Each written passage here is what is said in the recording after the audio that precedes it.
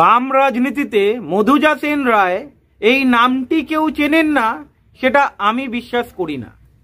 এই মধুজা সেন রায় দারুণ একটা বক্তব্য রেখেছেন, আপনাদেরকে শোনাবো কিভাবে উনি বিজেপি তৃণমূলের যে নোংরা রাজনীতি মুখোশ খুলে দিয়েছেন। ভিডিও ক্লিপটা আপনাদেরকে দেখাবো। তার আগে একটু জানিয়ে রাখি, এই বামেদের অন্যতম একজন লড়াকু নেত্রী, এনাকে মানুষ কেন মনে রাখবে? 2008 সালে এমফিল কমপ্লিট করার পরে উজ্জ্বল ক্যারিয়ার ছেড়ে গরিব খেটে খাওয়া মেহনতি মানুষের কণ্ঠস্বর হয়ে উঠেছিলেন এই লড়াকু নেত্রী মধুজা সেন রায়। 2016 সালে টালিগঞ্জ বিধানসভা কেন্দ্র থেকে এবং 2021 সালে ঝাড়গ্রাম বিধানসভা কেন্দ্র থেকে বামেদের প্রার্থী হয়েছিলেন এই মধুজা সেন রায়। 2026 সালে শিক্ষক নিয়োগ মামলায় যে দুর্নীতি হয়েছিল, বৃহৎ আন্দোলন গড়ে তুলেছিল এই মধুজা সেন রায়। সঙ্গে ছিল সায়নদীপ মিত্র এবং আরো অন্যান্য নেতারা ছিলেন, নেত্রীরা ছিলেন। ওই সময়ে রাজভবন অভিযানকে ঘিরে উত্তাল পরিস্থিতির সৃষ্টি হয়েছিল। ডিওয়াইএফআই এবং এসএফআই এর নেতৃত্বে রাজভবন অভিযানে ধর্মতলায় পুলিশ আটকে দেয় এবং পুলিশ 7 জন নেতা নেত্রীকে গ্রেপ্তার করে। তার মধ্যে মধুজা সেন রায়, সায়নদীপ মিত্র অন্যতম ছিল। মধুজা সেন রায় উনি অভিযোগ তোলেন ওই সময় আলিপুর জেলে নিয়ে গিয়ে কার্যত বিবস্ত্র করে তল্লাশি চালানো হয়, অত্যাচার চালানো হয়, এই অভিযোগ উনি তুলেছিলেন।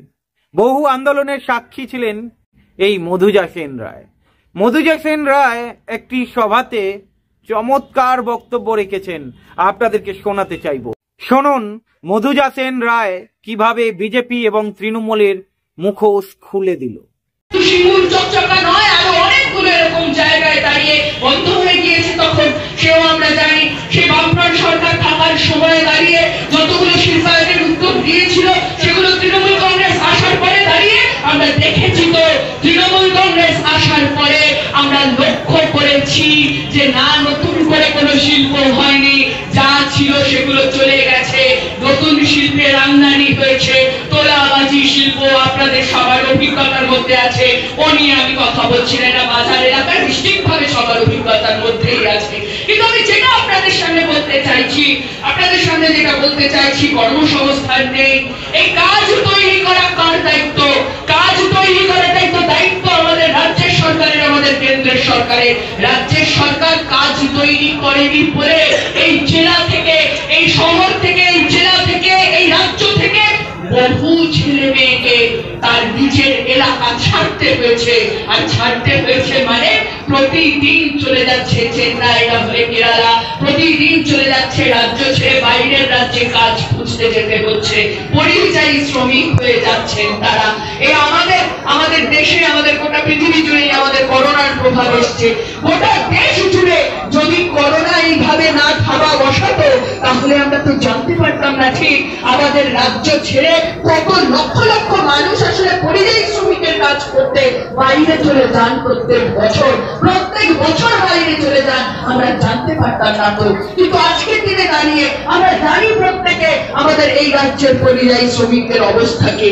আপনি জেলা প্রশাসনকে গিয়ে জিজ্ঞাসা করুন, রাজ্যের প্রশাসনকে গিয়ে জিজ্ঞাসা করুন, আপনি জিজ্ঞাসা করুন আপনার পঞ্চায়েতে, আপনার জেলা পরিষদে, আচ্ছা কত মানুষ আমাদের রাজ্য ছেড়ে প্রত্যেক বছর কাজ করতে বাইরে চলে যান? এই পঞ্চায়েতে কত মানুষ চলে গেছেন বাইরে বেরিয়ে কাজ করতে? তার নির্দিষ্ট পরিসংখ্যান দিন, তথ্য দিন। পঞ্চায়েত আপনার সামনে সেই তথ্য তুলে ধরতে পারবে না। পঞ্চায়েতের কাছে কোনো তথ্য নেই। পঞ্চায়েতের কাজ এই তথ্যগুলো সংরক্ষণ করা। যদি এই তথ্য থাকে তাহলেই তো কত লোকের জন্য কাজ তৈরি করতে হবে, তারা কি কাজ করতে জানে সেগুলো চলে আসবে তাহলে সামনে। আমরা দেখেছিলাম তো গতকাল কমরেড জ্যোতি বসুর মৃত্যুদিন ছিল। 14 বছর আগে গতকালের দিনটাতে কমরেড জ্যোতি বসু আমাদের ছেড়ে চলে গেছিলেন। কমরেড জ্যোতি বসু মানে আমরা কি জানতাম? কমরেড জ্যোতি বসু মানে আসলে এই পশ্চিমবঙ্গের গ্রামে, গ্রামাঞ্চলে আমরা জানি মানুষের হাতে জমির অধিকার পাট্টা, মানুষের পেটে ভাত, মানুষের গ্রামীণ অঞ্চলে মানুষের হাতে রোজগার হয় বা রোজগার বাড়া। কমরেড জ্যোতি বসু মানে কি? কমরেড জ্যোতি বসু সরকার মানে ছিল ক্লাস 12 পর্যন্ত অবৈতনিক শিক্ষা।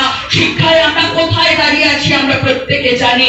আমরা জানি, আমি সেসবের মধ্যে যেতে চাইছি না। আমাদের রাজ্যে বহু স্কুল বন্ধ, 8,000 মতো স্কুল বন্ধ হয়ে গিয়েছে। এরকম স্কুল রয়েছে যেখানে শিক্ষক রয়েছেন একজন, আর তার সাথে 6,000-এর উপর এরকম স্কুল রয়েছে যেখানে হচ্ছে যে স্কুলের শিক্ষক আছে, ছাত্র নেই, ছাত্র আছে, শিক্ষক নেই। এটা হচ্ছে আজকের দিনে দাঁড়িয়ে আমাদের শিক্ষার অবস্থা। সেখানে দাঁড়িয়ে আচ্ছা বলুন তো শিক্ষার যখন এই অবস্থা, তখন আমরা জানি প্রত্যেক বছর ড্রপ আউট বাড়ছে। মেয়েদের পড়াশুনো প্রত্যেক বছর কম হয়ে যাচ্ছে।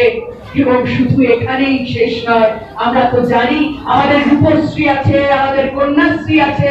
আমরা জানি কিসের জন্য দেওয়া শুরু করেছিল রূপশ্রী, কন্যাশ্রী দেওয়া শুরু করেছিল যে মেয়েদের মধ্যে ড্রপ আউটের হার কমাতে হবে, মেয়েরা যাতে বেশি দূর পর্যন্ত পড়াশুনো করে। আচ্ছা, তারপরে দাঁড়িয়েও বলুন তো এই রাজ্যে বাল্য বিবাহ বাড়ছে কেন? 18 বছরের কমে বিয়ে মেয়েদের কেন বাড়ছে? এর প্রশ্নের উত্তর দেবে না ওরা। এই প্রশ্নের উত্তর দিতে হবে তো 15 বছর বয়স থেকে 18 বছর বয়সের মধ্যে মেয়েদের মা হওয়ার সংখ্যা বাড়ছে, মেয়েদের গর্ভবতী হওয়ার সংখ্যা বাড়ছে প্রত্যেকটা বছরে দাঁড়িয়ে। কেন বাড়ছে এটা? যদি রূপশ্রী আর কন্যাশ্রী সঠিক মানুষদের কাছে পৌঁছয়, তাহলে তো এটা বাড়ার কথা ছিল না। আপনি শাকাহারী হবেন না, ভেজ খাবেন, কোনটা করবেন, কিভাবে থাকবেন, এই সবটা ঠিক করে দিতে চাইছে যারা রাজনীতির মানুষ, তারা ঠিক করে দিতে চাইছে। একদিকে দাঁড়িয়ে ওরা যখন ধর্ম নিয়ে রাজনীতি করছে, প্রতিদিন আপনাকে ওরা বোঝানোর চেষ্টা করে যে ধর্মটাই মুখ্য বিষয়, এই পৃথিবীতে দাঁড়িয়ে আর কোনো বিষয় থাকতে পারে না। আমি খুব সাধারণ কয়েকটা প্রশ্ন করতে চাই। আচ্ছা বলুন তো, বিজেপি সরকার এ পর্যন্ত কতবার ক্ষমতায় এসেছে? কিন্তু বিজেপি সরকার যখন ক্ষমতায় ছিল না, যখন তৃণমূল কংগ্রেসের সরকার ক্ষমতায় ছিল না, তখন দাঁড়িয়ে এই রাজ্যের মানুষ, দেশের মানুষ ধর্মাচরণ করেননি। সেদিন দাঁড়িয়ে পুজো হয়নি, সেদিন দাঁড়িয়ে মসজিদে নামাজ পড়া হয়নি, সেদিন দাঁড়িয়ে গির্জায় প্রার্থনা হয়নি। অথচ আমাদের দেশে দাঁড়িয়ে আমরা দেখেছি তো বারবার বিজেপির সরকার ক্ষমতায় আসার পরে আমরা বারবার লক্ষ্য করেছি, আমরা মসজিদের উপর হামলা হতে দেখেছি, আমরা গির্জার উপর হামলা হতে দেখেছি, আমরা দেখেছি তো রাহাম সেন্সকে পুড়িয়ে ফেলা হলো, আমরা লক্ষ্য করেছি তো। আর তার সাথে দাঁড়িয়ে আসুন, ওরা হিন্দু বলছে, তো আসুন না হয় একটু হিন্দু মানুষের কথা বলি। আচ্ছা বলুন তো, আমরা সাধারণ মানুষ, আমাদের বেঁচে থাকতে কি লাগে? আগে আমাদের বেঁচে থাকতে খাবার লাগে পেটে, হাতে একটা তার জন্য কাজ লাগে, সম্মানজনক কাজ লাগে, আমাদের শিক্ষা লাগে। আচ্ছা বলুন তো দাঁড়িয়ে এর কোনটা অন্য ধর্মের মানুষের লাগে না? অন্য ধর্মের মানুষের কোনটা লাগে না এর? এটা একজন মুসলিম মানুষের বেঁচে থাকতে খাবার লাগে তো, তারও হাতে কাজ লাগে তো, তাহলে পার্থক্য কোথায়? আসলে ওরা আমাদেরকে খাবার দেবে না মুখে, আসলে ওরা আমাদের হাতে কাজ দেবে না, আসলে ওরা আমাদের জন্য শিক্ষার ব্যবস্থা সস্তায় করবে না, ওরা আমাদের কাছে ফ্রি এডুকেশন দেবে না। আর দেবে না এটা ঠিক করেছে বলেই আসলে দেবে না, ঠিক করেছে বলেই আসলে ওরা আমাদের ধর্ম দিয়ে শুধুমাত্র ভাগ করে আমরা যাতে নিজেদের মধ্যে মারামারি করি ধর্ম নিয়ে, ওরা সেটা ঠিক করে দিতে চায় যে আমরা ধর্ম নিয়ে যদি মারামারি করি তাহলে খাবারের দাবিতে, কাজের দাবিতে, এই